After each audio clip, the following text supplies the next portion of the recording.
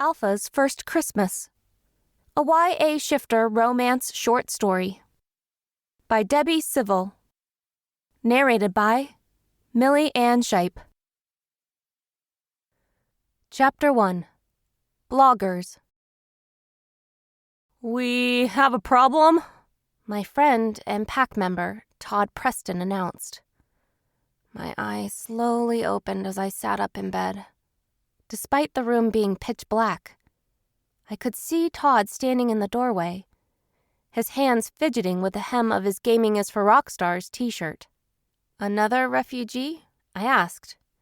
Ever since Ryan Bragstone conquered Wolfen Falls, New York, there has been an influx of shifters escaping to Wolfen Falls, New Hampshire.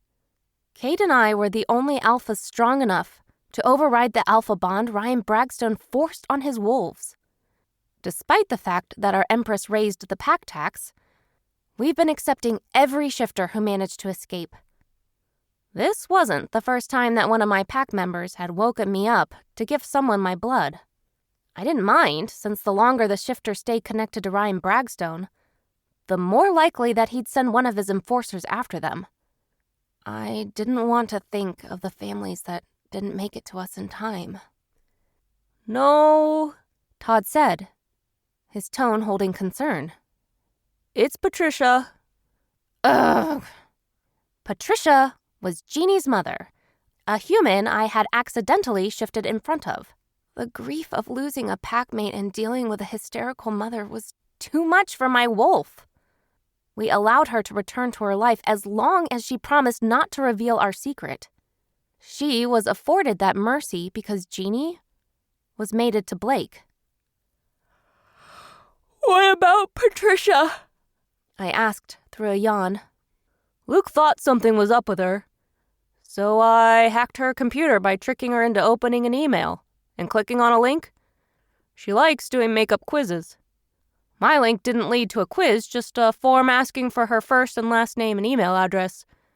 She's been corresponding with Thea Bradley, a blogger that works for a gossip blog. Patricia planted a video camera in our house and caught Jeannie shifting. She sent it to the blogger, who's going to write an article. Thea's harder to hack, but I'm trying my best. Since Cade's on patrol, I figured I'd get you." Todd rambled. I hopped out of bed, glad that I fell asleep in yoga pants and a t-shirt. I shoved my feet into the ankle boots that had permanent residence by my bed and rushed into the bathroom. After brushing my teeth, I hurried down the stairs and wasn't surprised to find my mother sitting at the kitchen table, dressed in jeans and a turtleneck, drinking coffee. Since Craig's murder, she had been more accepting of my role of alpha female of the Wolfen Falls, New Hampshire pack. "What happened?" she asked. "Patricia exposed us," I softly said, the stress feeling like it would crush me where I stood. Mom frowned. "You let her go back to her life. Cade said he wouldn't turn or kill her if she kept her mouth shut." "She's convinced that Jeannie was turned against her will. She sees shifters as monsters, Mom. There's nothing we can do about it," I said, dread making my heart plummet. "How did she expose us?" Mom asked. "She emailed a video of Jeannie shifting to a blogger. We need to get to her before she writes a blog post about it," I grimaced. "It sounds like we're about to go on a road trip," Dad said as he shuffled into the room. "Where's this blogger located?" "Virginia," Todd grumbled. "Forget the road trip. Dad, how long will it take to charter a flight? I don't want to be away from my territory for long. Ryan could attack." The deal he tried to broker with us slipped in my mind. "I'll stop claiming territories if you kill Madeline. I will overthrow the Empress with the troops I have. Your territory will be safe. When I become Emperor, I'll allow for you to be a true alpha. You will never have to bow down to anyone again." Cade and I eventually told the psychopath that we needed time to consider his offer. He gave us until the new year to accept his offer, and during that time, he vowed not to attack our pack. Cade and I hadn't told any of our packmates of the deal, in case an overzealous member attempted to assassinate the formidable mage. She was one of the shifters gifted with an extra ability. I myself was barely a trained mage. I was training with Paula, the Empress Alpha, the very woman who murdered my pack member. We wanted her off our land, but the Empress overruled us. It irked my wolf that someone less powerful was daring to give us orders. But I knew that if I wasn't willing to usurp the demented shifter, I'd be subjected to her radical decisions. I can get on it now, he said. Good. I'll fly to Virginia with Paula, Mora, and... I'm not letting you out of my sight, Mom barked. Fine. The mission shouldn't be too dangerous. Our goal is to kidnap the blogger and return here, I said. What are you going to do? Dad asked. I have two options. Turn her or kill her. Since I'm not in the mood to murder anyone, we'll add to the pack again, I grumbled. Patricia? Todd nervously asked. We'll have to turn her. I'll talk to Caden once he's done with his patrol. In the meantime, I want her watched. I think she's working at the movie theater today. Todd, I need you to create a virus and send it through email. Thea will open it if it comes from Patricia's computer, I said, sadness filling my gut. I didn't want to turn someone against their will, especially right before the holidays. Because of Patricia's reckless decision, the blogger's life was going to be ruined. Did this mystery woman have friends? A family? People that loved and depended on her? Was she engaged to be married? What if her fiancé ended up not being her holder? The one person meant for her. I forced myself not to think too hard about what I was about to destroy.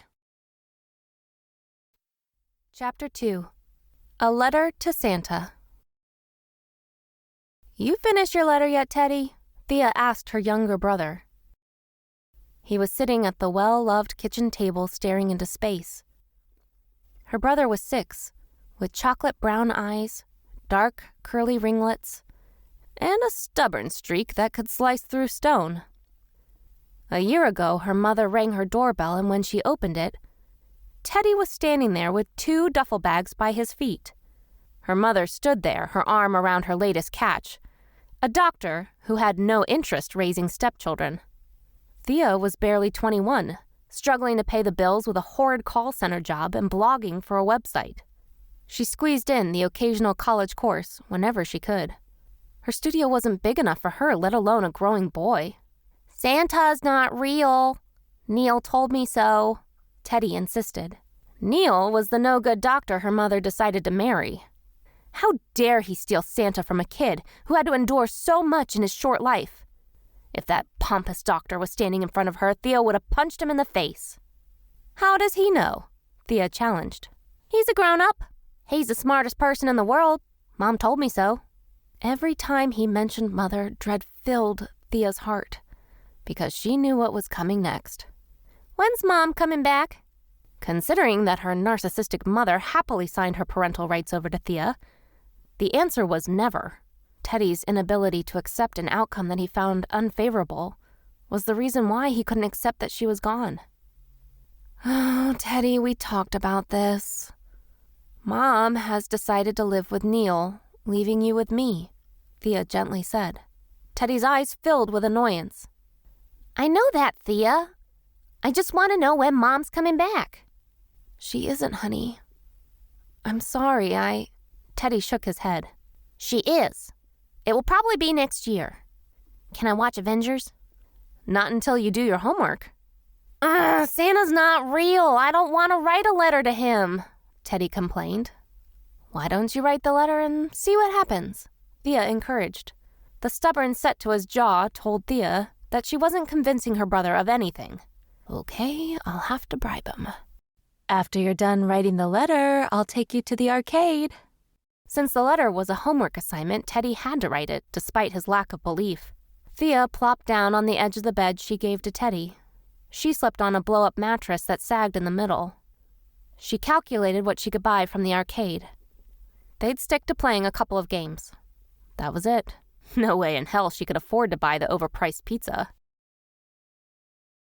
I'm done, Teddy said, abandoning his letter on the table. He grabbed a pair of clothes from the plastic drawers that was shoved against the corner and rushed into the bathroom and slammed the door shut. Thea was about to admonish the kid for slamming the door, but she thought better of it. Instead, she eyed the letter that rested on the kitchen table. There'll be no harm in reading it, Thea thought to herself. She snatched the letter and read it.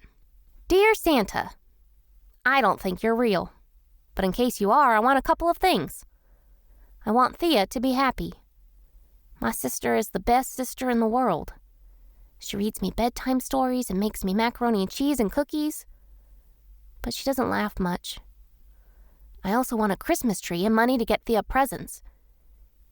If you're real, can you give me a lot of game tokens? Can I also have a lot of candy and cookies? I just want a real Christmas. Sam told me that his family had a Christmas tree with lots of presents. I don't care much about presents. I just want a family that I can visit and friends to play with. Santa, you aren't real, so none of this is coming true. It's okay. At least I have the best sister in the world. Sincerely, Teddy. Thea had to blink away tears after reading the letter. She expected to read a long list of material things, like an Xbox, Nintendo Switch, or something else she had no hope of affording. Nope. The kid wanted a real Christmas, cookies, and a lot of quarters to play games. Teddy rushed out of the bathroom, dressed in a green sweater and jeans. She stepped away from the table, feeling guilty about reading his letter. Thea, who was still wearing a plain black dress she reserved for work, wrapped her arms around him. Teddy clung to her for a moment. Then he squirmed. Arcade, he complained. You know I love you, right? Thea asked. Yes. I love you too. Now let's go. By the time Thea and Teddy left the arcade, it was sunset. Teddy was smiling from ear to ear, his hand clutching a bag that held a stuffed reindeer she bought him. There was chocolate smeared around his mouth from the sundae he had for dessert. Despite her responsible brain warning her that they were better off eating something at home, Thea couldn't help but splurge a bit. Seeing her brother's excitement made her happy. Can we watch Avengers? He asked. No, you have to shower and get ready for bed, Thea said. Please, Teddy begged. Either you shower now or tomorrow morning. Remember, you like sleeping in for as long as possible. Please, I promise I'll wake up early to shower. Past experience told Thea not to trust her brother's word. It was difficult to get him up in the mornings, and adding a shower to their routine would cause nothing but chaos.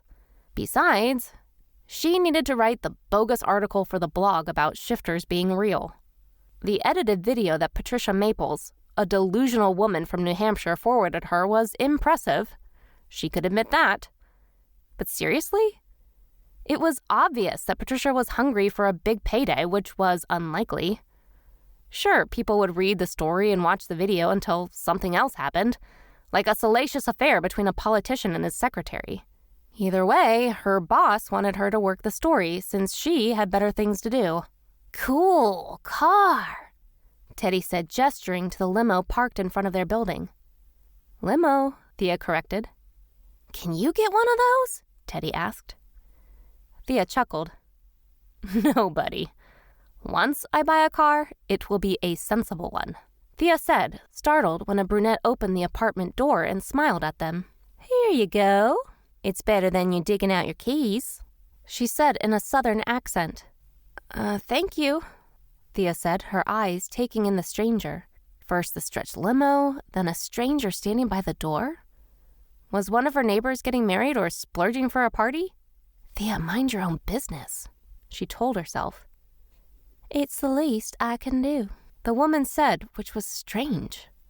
But Thea ignored her suspicious nature for once and ushered Teddy into the building, her mind on talking him into his nightly shower. Can we watch Avengers? Teddy asked for the millionth after they exited the elevator. No, you have to shower and go to bed, Thea said, aggravation beginning to grow in her.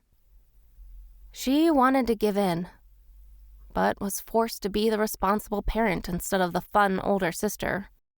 She was weighing her options when her eyes landed on her apartment door. which was ajar. Chapter 3.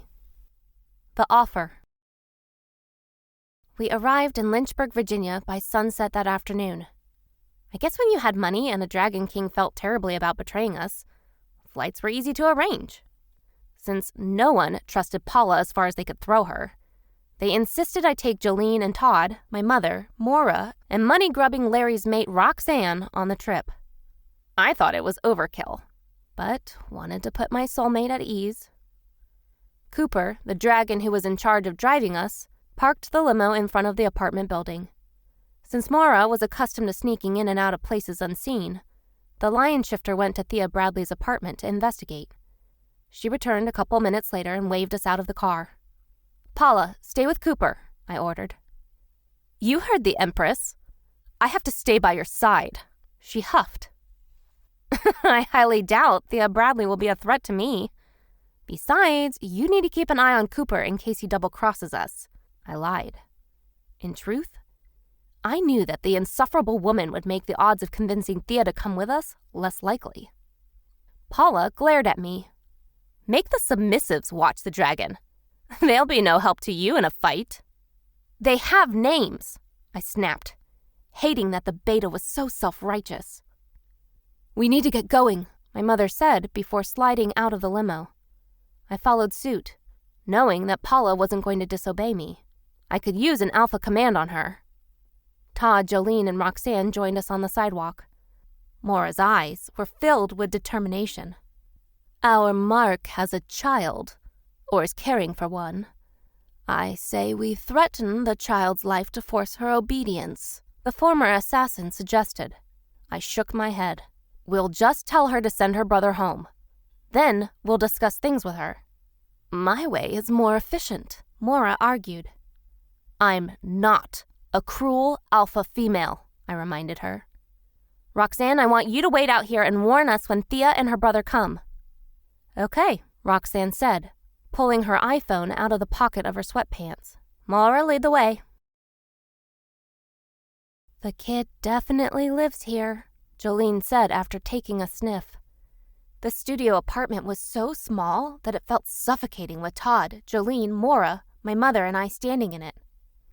There were drawings on the fridge, a twin-size bed in the back of the room with a blow-up mattress beside it. A rickety kitchen table that sat two was placed a couple of feet from the bed. My wolf was begging me to abandon this enclosed space. I blinked in surprise when my mother rushed out of the apartment. "What's she doing?" I asked Todd. "Getting the luggage," Todd said. Mom must have used her shifter speed, because she returned a minute later lugging 2 suitcases. "Why did you bring your bags up here?" I asked my mother. When I saw what she loaded onto the plane, I thought it overkill for an overnight trip. "No, we're packing for Thea and her brother. It'll be faster that way." Mom, who had no boundaries, started by opening the first drawer of the plastic chest of drawers that was pushed up against the wall. I ignored her as she began loading the clothes into the first suitcase, taking care to fold everything she packed. Jolene let out a long-suffering sigh and went into the tiny closet and returned with an arm full of clothes. "It will be faster with the 2 of us helping," my best friend said. "Any word on her boss?" I asked Todd. Todd groaned. "Thea's boss is a bear shifter named Caitlin. She was going to gather the evidence and present it to her clan leader. I think the clan leader would have killed Thea and revealed the information to Caden." "Why involve Thea at all?" I asked. "Thea was the one who was in charge of reading topic suggestions that people submitted via an online form," Todd replied. "They're coming," Maura hissed. I faced the doorway, my heart pounding.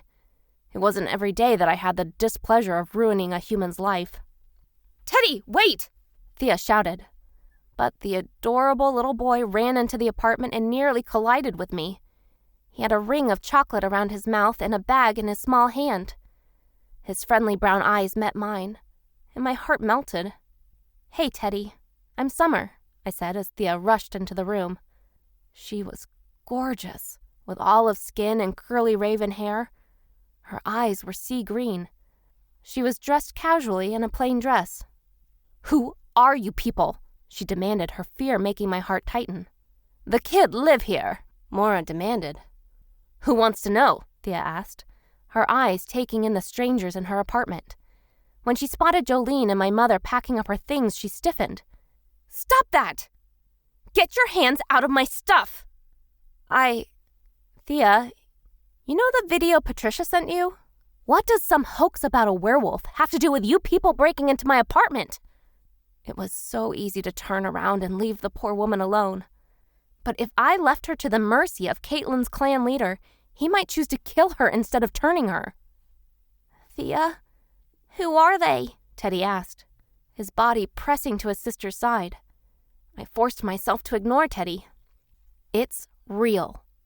I'm Summer Wilson, the Pack Alpha of the Wolfen Falls, New Hampshire Pack. Because you saw the video, you have to come with us. You aren't hurting Teddy. You can't.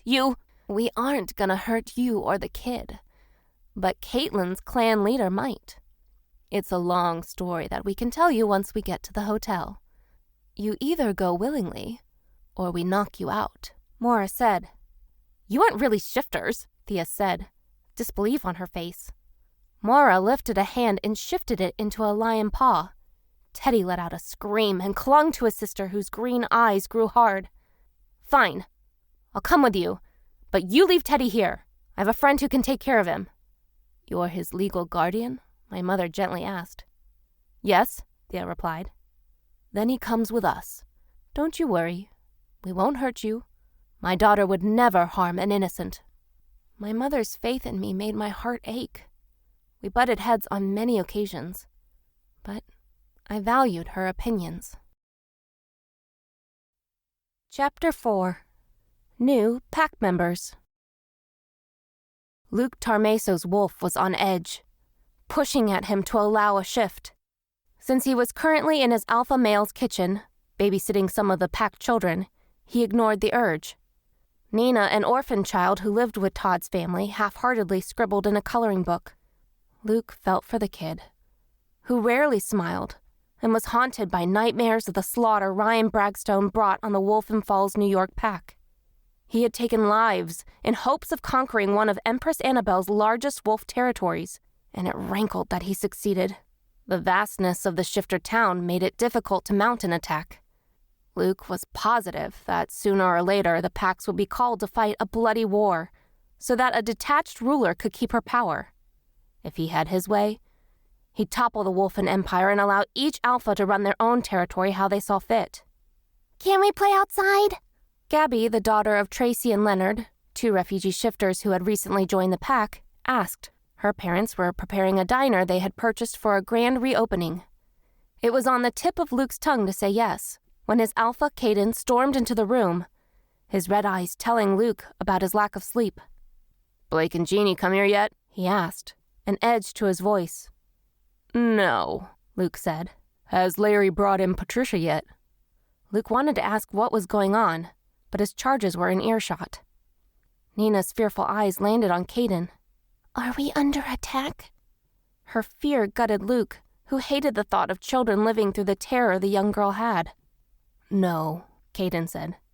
Patricia sent a video of Jeannie shifting to a blogger. We have to turn her and the blogger. Dad had to do that once, was all Nina said. Gabby, who hated to stay silent, jumped up, her hopeful eyes meeting Cade's. What are we doing for Christmas? Crap. What is that? Cade inquired through a yawn. It's on Sunday, Luke said. I don't have anything planned for the pack, if that's what you mean. The pack families usually spend the holidays however they please, Cade explained. His lack of enthusiasm made Gabby's nose scrunch up. I hope it snows so we can build snowmen, Gabby said as the front door opened. Patricia stormed into the room, followed by Larry, Jeannie, and Blake. Luke was about to usher the children out of the kitchen when Patricia's blue eyes met Cade's hard glare. What's going on? Your animals were waiting for me outside my job. You said you'd leave me alone if I didn't tell anyone about who you really are. Patricia screeched. Animals? Jeannie cried. Patricia shot her daughter a soft expression. You aren't an animal, honey. You were forced into the change. None of this is your fault. Nina, Gabby, why don't we go outside? Luke suggested. But Nina's eyes were focused on Patricia, hatred spewing from them. "We aren't animals. We're people," she hissed. Then the child stormed out of the room and ran up the stairs, Gabby chasing after her. Luke was about to go after them, but his teeth elongated, his hands shifting into claws. He tried fighting the change, but nothing he did worked. "You sent a video of Janie shift into a blogger. You revealed our existence to an outsider. I'm not sure what you were trying to accomplish, but what you did was nearly get the blogger killed. Her boss is a bear shifter and was prepared to turn her over to her clan leader so he could dispose of her. Lucky for her, Todd got to her first. You can't hurt Thea, you monster!" Patricia cried. "What are you going to do?" Jeannie squeaked out. "Jeannie, you can't let him hurt Thea. Do something!" Patricia wailed. "Cade?" Jeannie asked. "I'm doing what I should have done when she found out the truth," Caden said, before grabbing Patricia's wrist and biting into it. The woman paled before her eyes rolled back into her head. Blake scooped her up and rushed out of the room, a distraught Jeannie trailing behind him. "Luke, you okay?" Cade asked. Luke was about to answer, but the sound of a car engine reached his ears. There was the slam of doors, the pounding of feet against asphalt. It took everything for him not to shift the moment the front door opened. His wolf pounded at his self-control when the scent of blueberries reached his nose. "Cade, this is Thea and her little brother Teddy," his alpha female Summer said. Luke's eyes trailed over the frightened woman, whose green eyes bounced around the room. Her heartbeat was too fast, her breaths too shallow. Her distress moved Luke to act. He rushed over to Thea and wrapped her in his arms. "Shh, shh, shh, baby. Breathe with me. In and out," Luke gently told the woman who belonged to him. His fangs itched to slide into her neck, to turn her into a wolf. She relaxed into him. His fingers stroked her back. "Teddy!" The woman in his arms suddenly cried. Luke slowly released her and looked around the room. Caden knelt in front of Teddy, his voice low and soothing. "I promise. It won't hurt," he softly said. "I'll even give you a cookie afterwards." "That's not enough. I'm 6, not a baby. I want pizza and hot chocolate," Teddy bargained. "You got it," Cade said. Greg Drake, the former alpha and the town's pediatrician, limped into the room with a smile on his face. He ushered Teddy away, and Thea tried to follow, but Luke's arms wrapped around her middle. "Teddy's going to be okay. Greg's a pediatrician. He'll give him a sedative, then we'll have him go through the turn. He'll be fine since kids bounce back from the turn faster than adults," Luke assured. "Where's Patricia?" Thea demanded. "Going through the turn. I'm sorry this has to happen this way. Patricia gave us no choice," Caden said, remorse in his eyes. "I need to see Teddy," Thea pleaded. "He's most likely knocked out," Cade figured. "Luke, before I bite you, I need to explain something," Luke gently told his soulmate. She stiffened in his arms, but he moved forward. "You're my holder, the one person made for me." Chapter 5. Soulmates. What the hell? I found my holder already? Thea was stunned by the handsome man's declaration. He was glorious, with chocolate skin, dark brown eyes, cropped hair, and bulging muscles. He was her holder, which meant that there was a reason why she felt so safe in his arms. "Great, now can I see Teddy?" Thea demanded, determined not to be distracted by the warmth that was caressing her nerve endings. It felt good to be near this stranger.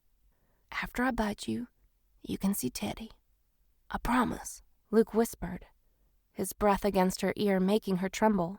Her mind grew fuzzy, and all she could concentrate on was his lips, trailing kisses up and down the side of her neck. She felt his teeth press against her skin. Her heart rate increased again, the thought of being bitten causing fear to nearly consume her.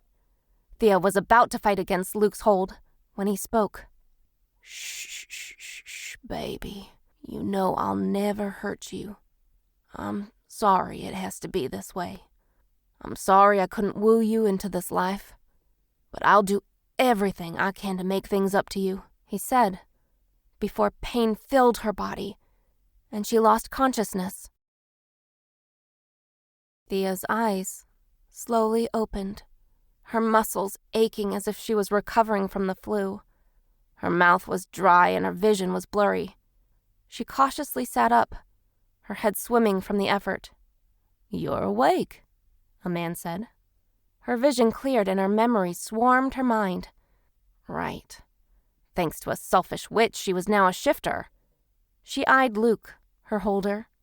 He was sitting in a chair by the bed, his warm, dark brown eyes filled with concern. "Water," Thea gasped. Luke stood and poured water from a pitcher that rested on the desk that was pushed up against the wall. The room was bigger than her studio, which wasn't saying much with a full-sized bed in the center and a twin bed tucked under the window. There was a closet that was overflowing with clothing, some of which she recognized as her brother's. There was a stuffed gorilla in the middle of the twin-sized bed, and she could smell Teddy, a clean, innocent fragrance she'd recognize anywhere. Luke handed her the cold cup and she gulped down the liquid. As soon as she gulped down 2 more cups, her brain cleared and questions tumbled into her mind. "Where's Teddy?" she asked. "He's at our Alpha's house playing with Gabby and Nina," he replied. "Where am I?" Thea wondered. "In a temporary home. Since so many refugees have been joining the pack, we've had to share quarters. We're currently living with Larry, Roxanne, and Tim, and Rachel Jones." "We?" Thea's hackles rose at how Luke spoke as if they were a union. She breathed in the sense in this room and realized something. "You moved Teddy and me into your room." "Of course I did." "But you didn't sleep here," Thea realized. "You barely know me," Luke said. Thea's heart warmed at his consideration. But his actions weren't enough to make her believe in their bond. She was used to being abandoned by those she loved. "Will your parents come looking for you?" "No. Mom's off playing house with Neil, and Dad died a month before Teddy was born. My brother was a surprise baby. After going through the trouble of having me, Mom hadn't planned on having any more kids." "The trouble?" Luke asked, his expression turning hard. "Yes, trouble. Mom and Dad got married when they were 19. He only bothered because they got pregnant with me." "Your father treated you well?" "He was the best. He went to all my soccer games, made breakfast with me on the weekends, and told me he loved me every day." Mom was absent, but it didn't really matter to me.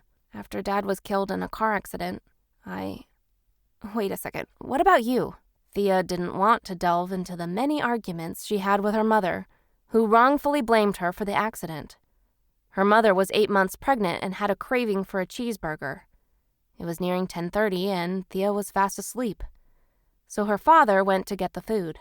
A drunk driver slammed into him on his way back home. "My parents live in Wolfen Falls, Texas. They're great people. I only left my pack because the Empress ordered it. Sometimes if a pack grows too large or the Alpha pisses her off, she'll send unmated males away." Thea could tell by the sadness in Luke's eyes that he hadn't liked where he was placed. "It wasn't your choice to move to Wolfen Falls, New Hampshire?" "No, but I want to be here. This is my 3rd pack. I was luckless enough to be sent to Ryan Bragstone's pack, where he treated me like a slave. You were told about Alpha commands, right?" "Yes, now that I'm a wolf, Caden and Summer can force me to do things with their powers," Thea grumbled. "They won't abuse their Alpha commands. Believe me," Luke insisted. Thea snorted. She wouldn't take the word of a biased pack member. Summer and Caden would have to earn her trust. "As far as Alphas go, you lucked out. I can't say the same for Ryan Bragstone. He used his commands to force Roxanne and I into attacking mages, would order us not to laugh, and forced us to sleep in attics when we didn't kill our targets. Since Roxanne and I aren't killers, we failed every time. I was thankful. We failed when we attacked Caden's mother. Life has been good since then." Thea felt a hunger to wrap Luke in her arms and take away the pain she could sense in him. but she clutched the cup and asked another question. Am I allowed to call my mother? I doubt she cares since she signed her parental rights away to me, but I still should tell her I moved. And my landlord's going to be expecting rent soon, and Luke held up a hand. Summer paid for movers to pack your things in storage, which she's paying for. You can call your mother. Your cell and computer are in the dining room. Todd was just cleaning out all the evidence of the shifters. You aren't a prisoner, Thea. You can live your life however you want to. Thea silently added the within reason that Luke left unspoken. What kind of rules do we have to live by? She asked. We can't tell humans about our wolves. We have to. Not those rules. I mean, the ones that Summer didn't tell me about. Luke frowned. Trust me when I say the only rules we live by are the ones the Empress put in place. We have to pay our taxes, defend our territory, and kill or turn any human that discovers our secret. Thea decided that she'd observe the pack. Figure out what Luke was hiding. What were the chances that Thea ended up in a pack with moral alphas that didn't abuse their power? Chapter 6. The Assassin's Heart. Maura walked through my front door without knocking. The alpha's door should never be locked policy was getting on my ever-loving nerves. One time, Jolene rushed into my house while I was in a towel.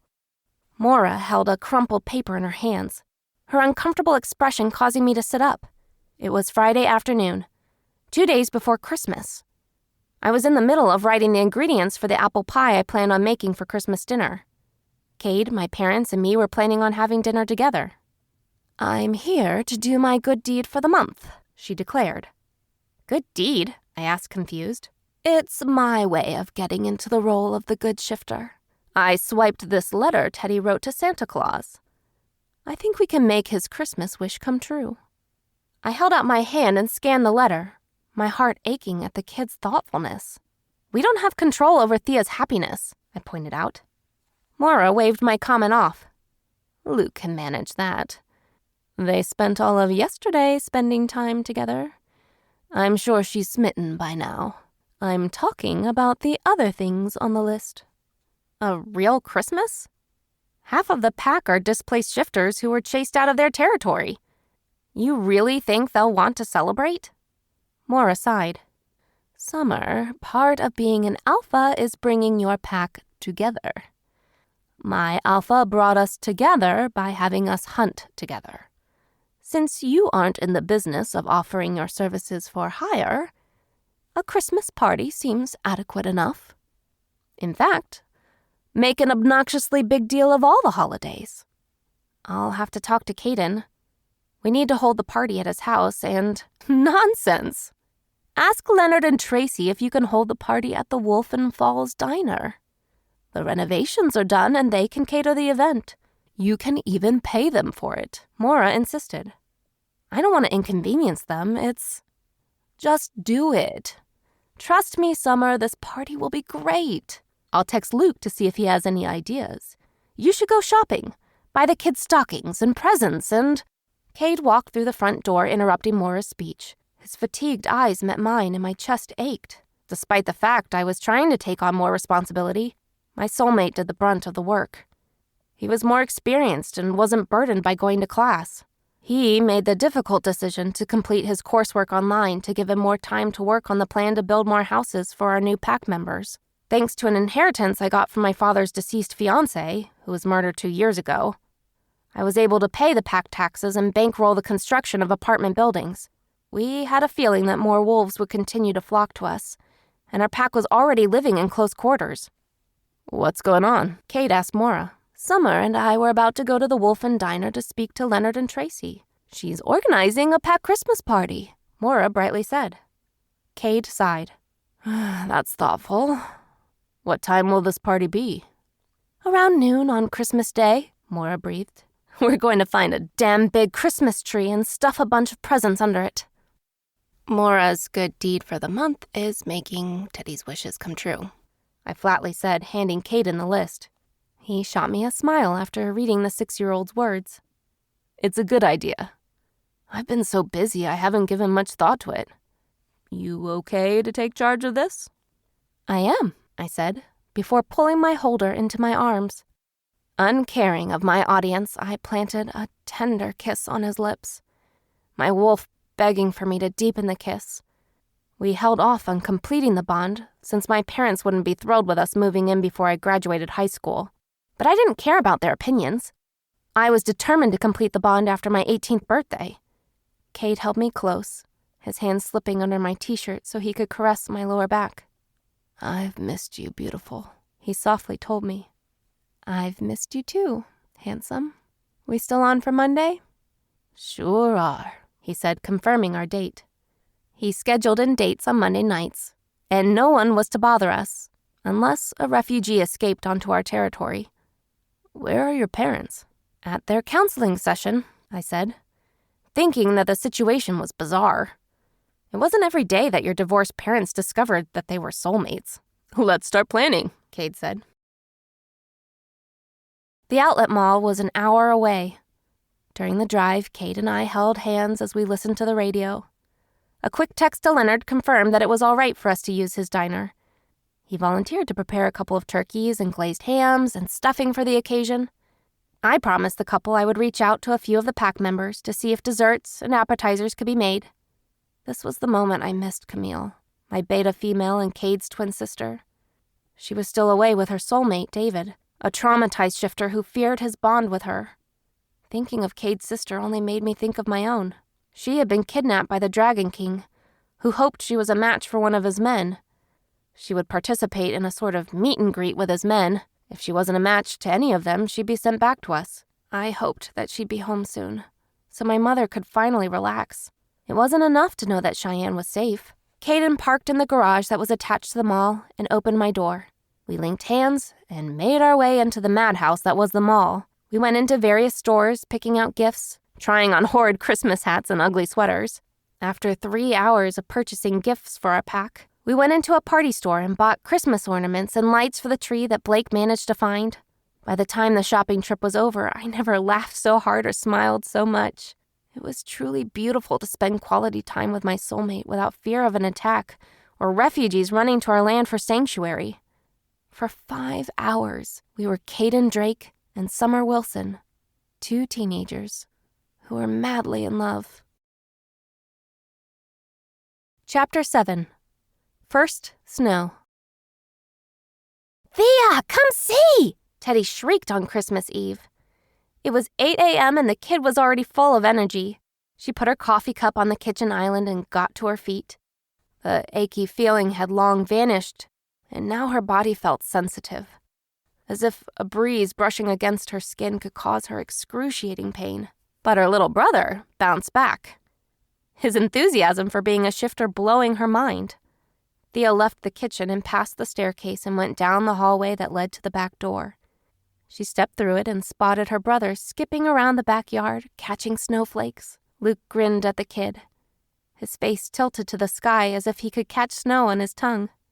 Neither men wore coats, and Thea was about to admonish them for the lack of winter gear. But then she recalled that they were shifters. They ran hot.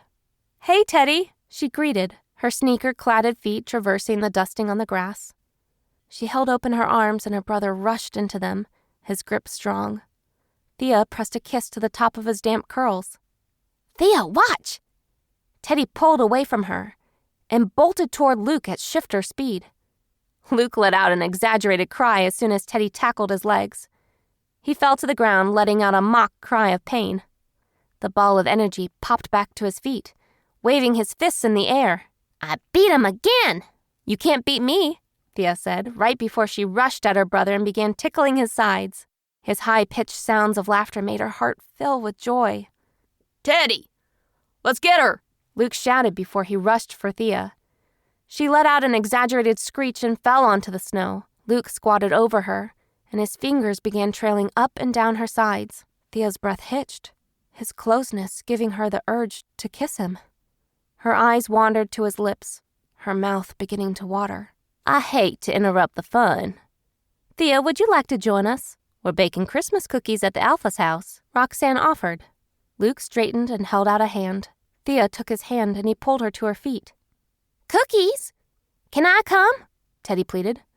"I love cookies." If you go with your sister, you won't be able to decorate the Christmas tree, Luke said. Teddy looked torn. There'll be cookies. Thea, can I go? Teddy asked, his eyes lit with excitement. Yes, Thea said, grateful that Luke was so good with Teddy. Teddy wrapped his arms around her, his body warm against hers. This is the best Christmas ever. Want a piggyback ride? Luke asked her brother. Yay! Teddy squealed. Luke knelt down, and the energetic bundle of joy launched onto his back. As soon as he was secure, he got to his feet and rushed away at shifter speed, taking the happy squeals of a delighted 6-year-old with him. An hour later, Lisa, Roxanne, Summer, Todd, Jolene, and Thea were in the kitchen, working on their dough. Jolene, a stunning beauty with dark hair and tan skin, was carefully following a recipe for sugar cookies. In 2.5 seconds, I'm giving up so that Todd can take over. I actually want this to taste good, she teased. Baking is like chemistry class. Just follow the recipe and everything will turn out right. Lisa, the alpha's mother, said. Everyone wore pink aprons that were splattered with flour and sugar. Despite the fact that Christmas music was playing from the speaker of Summer's phone, Jolene's eyes weren't bright. Yes, she smiled and sent loving looks in Todd's direction. But something about her gave Thea the impression that she was sad. Suspicion slowly crawled back into Thea's heart. Was Jolene hiding something? Perhaps Summer was lying, and holders could cheat on one another. Would Luke eventually resent the fact that biology chose her for him? She wanted to believe that she had been fortunate enough to be dumped into a loving, welcoming pack. But her life didn't work that way. What's running through your mind? Jolene asked Thea. I don't know. This whole holder thing is overwhelming. Jolene's expression grew hard. Is Luke pressuring you to complete the bond? Of course not. He's been great. He hasn't even kissed me yet. We've been getting to know each other. Jolene nodded. And you don't like that he's moving slowly? No, that's not it. I feel like I've been given the ending of the book and left to try to figure out what happened in other parts of the story. Regret filled Jolene's eyes. We lost a packmate. We're trying to cope with it. I'm sure someone will tell you about what happened someday. Fear spiked in Thea's heart. Is Teddy safe here? Thea demanded. Safety is relative, Thea. But yes, Teddy's safer here than he would be in any other pack. Jolene's words filled her with dread. She accepted that Kate and Summer had no other choice but to turn her into a wolf. What she couldn't be okay with was the thought that Teddy could be in danger. If she ever saw Patricia, she'd deck her for sure. Before Thea could ask Jolene another question, a blonde teenager wearing an oversized t-shirt and skinny jeans stormed into the kitchen. Everyone glanced at her in surprise. Mom says we're baking cookies for a Christmas party, she said in a raspy tone. Her empty eyes tugged at Thea's heart. That's how she looked after her father died. I've got to go, Jolene said before rushing away. Thea walked over to the newcomer and extended her hand. I'm Thea Bradley. It's so nice to meet you, she said. You're a refugee? The woman asked. Nope. I was turned because Patricia emailed me a video of Jeannie shifting. Come join us, and I'll tell you everything. I'm Clara, by the way. Figured you should know before you spill your secrets. Chapter 8. Pack Drama. What's Thea short for? Clara asked, 2 batches of cookies later. The teenager was a good listener and seemed relieved that she had something else to focus on. Thea was happy to be her distraction. Theodosia. My dad was a history buff and saw the name while reading a biography of the founding fathers. But I go by Thea, since Theodosia is a mouthful. I think Theodosia is a beautiful name. Roxanne chimed in. I see your parents continued the theme by naming your brother Theodore, Lisa said. Thea smiled. Dad chose the name for Teddy before he was born. He never met Teddy? Lisa guessed. No. He died in a crash a month before my brother was born. Pain at the injustice nearly knocked Thea off her feet. It wasn't fair. Dad would have loved Teddy with everything he had. Your mother's not in the picture? Clara cautiously asked. Thea recounted the events that gave her full guardianship of her brother, before asking a question of her own. Why did Jolene leave? Summer frowned. Touchy subject. We should talk about something else. Thea glared. You guys expect me to talk about myself, but you won't be open with me? She's right, Summer. Let me tell you what happened. My soulmate died, and Jolene feels guilty about it. Instead of leaving us to be together, she exchanged love letters with my soulmate and promptly ditched him when she found her own. Then she sent the love letters to me. I think that's what pissed him off. He lost it, Clara gritted out. Once again, Thea stuck her nose somewhere it didn't belong. I'm so sorry, Clara. Her heart going out to Clara. Not only did she lose her soulmate, who emotionally cheated on her, the woman that the insincere man had an emotional entanglement with avoided Clara as if she were the one that did wrong. If only someone could knock some sense in Jolene. Then Clara wouldn't feel so uncomfortable. Thea could tell that the other woman hated the reactions she evoked in Jolene. Enough about me. What do you think of Luke? Don't hold back, Thea. I want to hear all about your romance. He's great with Teddy. He's funny, sweet, and patient. But, Clara held out the word, her blue eyes narrowing. I think Luke's too good to be true, Thea blurted out. Clara shook her head. Was I that foolish? The question was asked so low that Thea almost couldn't make it out. The grieving woman's words were ridiculous, considering the love triangle she was caught in. Her story was proof that bonding with a man didn't guarantee a happy relationship. With her luck, Thea would bond with the one man who decided that he didn't want to stay. After all, her own mother abandoned her when things got hard. Before the conversation could continue, Maura rushed into the kitchen, an armful of sweaters piled in her arms. Thea, Summer, Clara, come on. I have sweaters for you. It's nearly time to go caroling, the lion shifter announced. I can't sing, Summer protested. Does it count that I don't want to sing? Clara grumbled. The kids are waiting for us, Maura said. An image of Teddy bouncing in excitement moved Thea to pull off her apron, which Lisa promptly took from her. She grabbed one of the oversized Christmas sweaters, a hideous green thing with a reindeer on it, and put it over her head. Summer and Clara reluctantly joined her. Clara in a Santa sweater while Summer wore a contraption that had Christmas lights. Maura changed into her own ugly sweater and ushered the girls outside where a dozen smiling children, Luke and Summer's parents, were waiting for them. Everyone wore hideous sweaters. Thea eyed Teddy, who was standing by Luke, his face split in a wide grin. When she made eye contact with her holder, her heart rate sped up. He was gorgeous, even in his gingerbread-themed Christmas sweater. What song should we start with? Maura asked the group. Jingle bells! Teddy excitedly shouted. Since no one objected, Maura led the group, Summer and Clara taking up the rear. Thea walked beside Teddy, whose excitement eased some of the uncertainty in her heart. The first stop was a house that had a nativity scene on the lawn. One of the children rang the bell, and an elderly woman opened the door. We're going to sing you a song, the little girl who rang the bell announced. How delightful! The woman, who was wearing a turtleneck and black sweats, exclaimed. The group sang a horrible version of Jingle Bells. Another child handed the woman a Christmas stocking, and the group moved on to a house with bright Christmas lights. And a partridge in a pear tree, Teddy shouted 2 hours later. The group was gathered at the Alpha's house. Teddy was practically bouncing off the walls from the amount of hot chocolate he gulped down.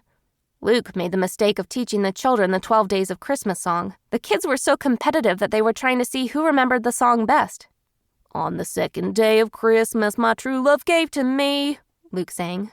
5 diamond rings, Nina shouted. No, that's not it, Teddy shrieked. Why didn't he go with Silent Night? Summer asked Thea. Don't know. Thea winced when another wrong answer was shouted. At least we only had to sing for an hour, Clara winced. They thankfully only traveled to a couple of houses before heading back. Caden entered the room dressed in a pair of jeans and a t-shirt. He took one look at the hyper children, shouting answers at Luke, and smiled. Summer squealed and rushed over to Caden, who stood under the mistletoe. He grinned and kissed his alpha female, the display making Thea long for that kind of love. Luke carried Teddy to bed. By the time the crowd dispersed, her brother's fumes were running on empty. Thea trailed her soulmate up the narrow staircase, her mind filled with conflicting thoughts. One hand, being turned was the best thing that happened to her. She was taken in by a warm shifter family, could focus on school. And there was Luke. He was kind, gentle, and filled with laughter. It would hurt if he walked out on them. Them. She had Teddy to think of.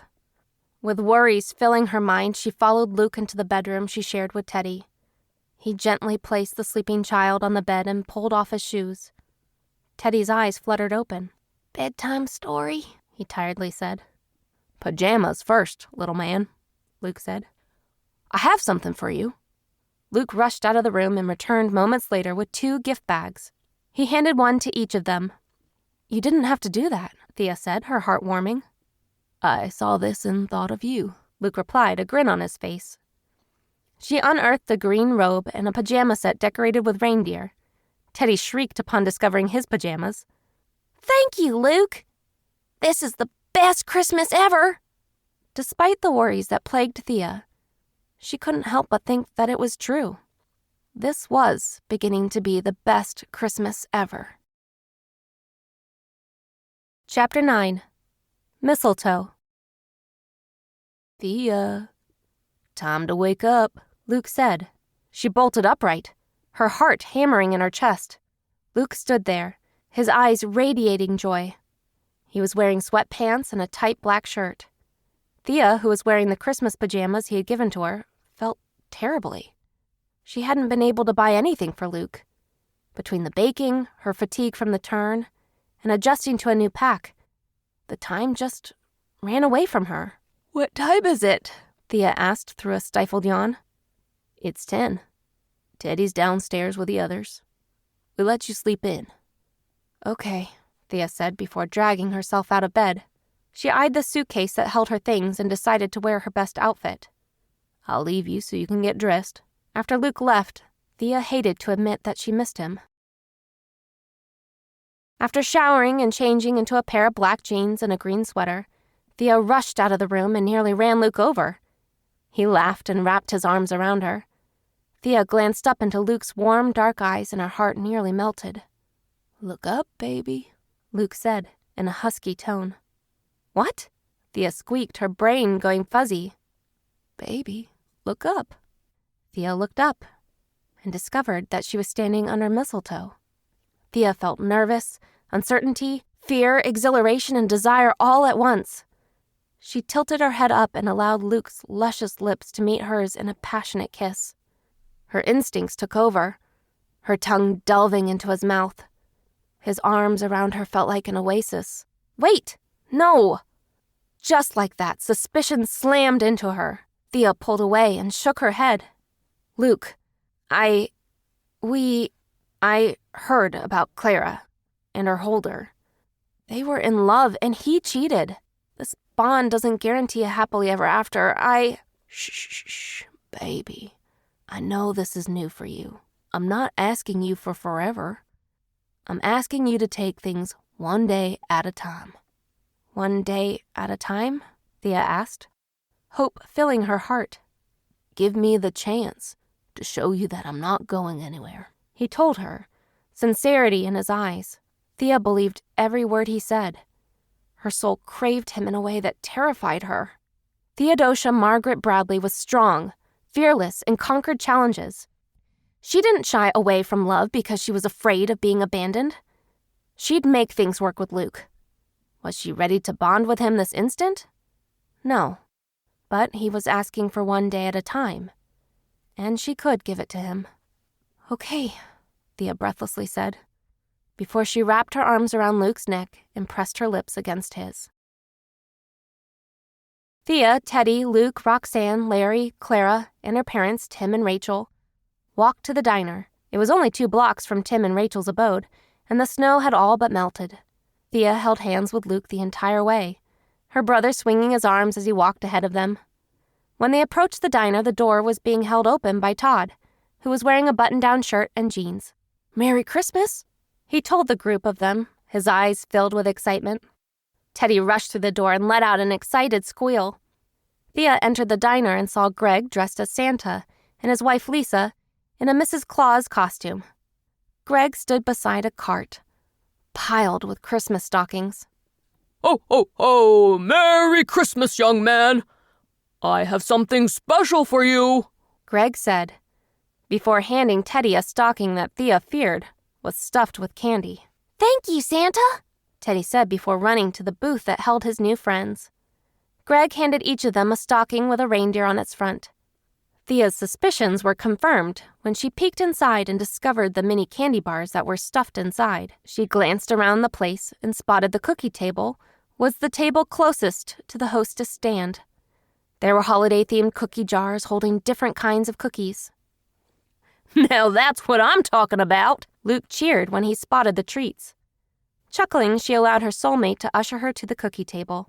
Luke opted for the sugar cookies she made, while Thea grabbed a chocolate chip cookie before Luke dragged her to the mistletoe and gave her a warm kiss.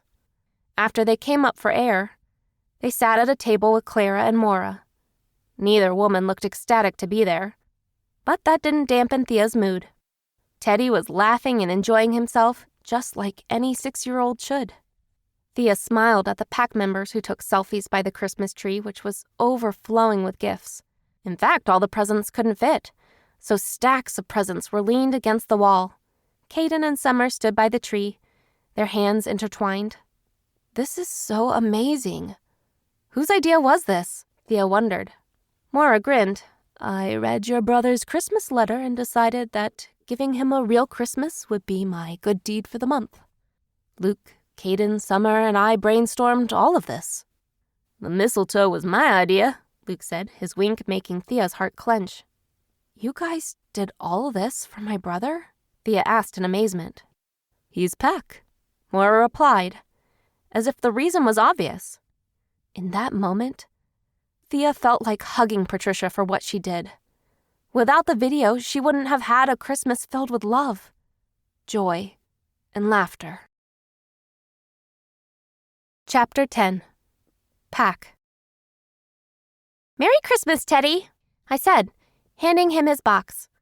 It was 2 hours into the affair, and Caden and I figured we'd start handing out the Pack gifts. It took hours of texting, research, and asking around to buy presents for our Pack. Teddy rushed towards me, his eyes wide with excitement.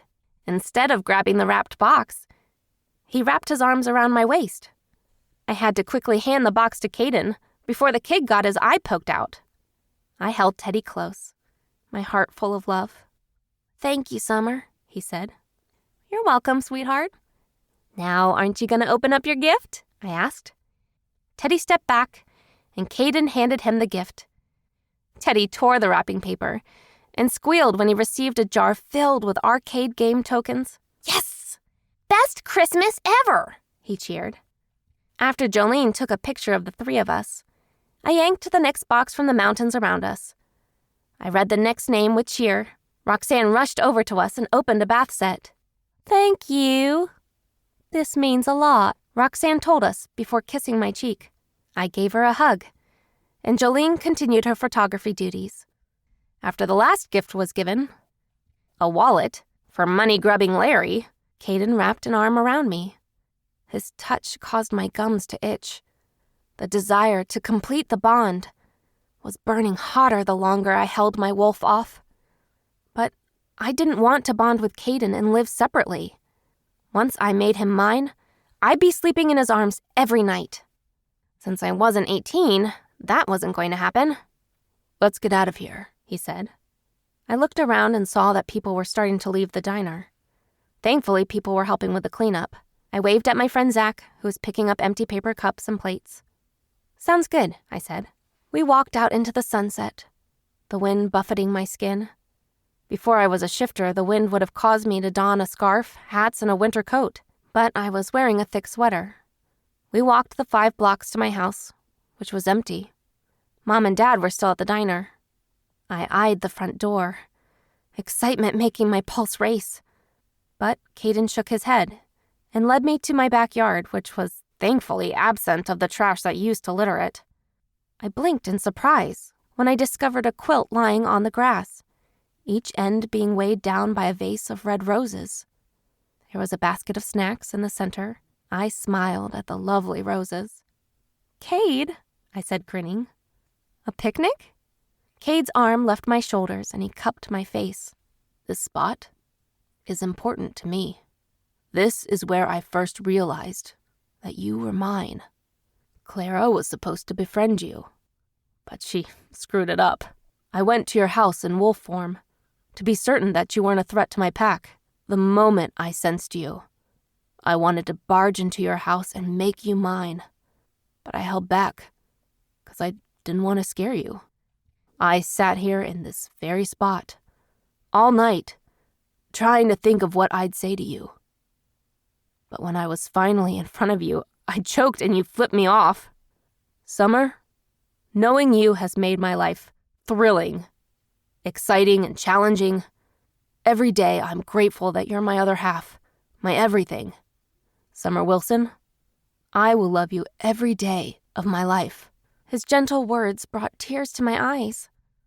I wanted to kiss him, but he fished a velvet box out of his pocket and got down on one knee. I began to ugly cry, my face shocked that this was happening to me. Cade looked up at me with his eyes filled with so much love that I stopped breathing. He took my hands in his, the tingles traveling straight to my soul. "Summer, will you marry me?" "Yes," I said. Then a beautiful princess-cut diamond was being slipped on my finger. He wrapped me in his arms, my face pressed into his heart. I held him close, reveling in the thought that we'd be married soon. Hopefully, he'd be okay with going to Vegas on my 18th birthday. The end. A note from the author. Hi, everyone. I wrote this as a thank you to all of you for spending your time listening to these books. Thank you for your kind comments, emails, and DMs. Thank you for making me fall more in love with the characters of Wolfen Falls, New Hampshire.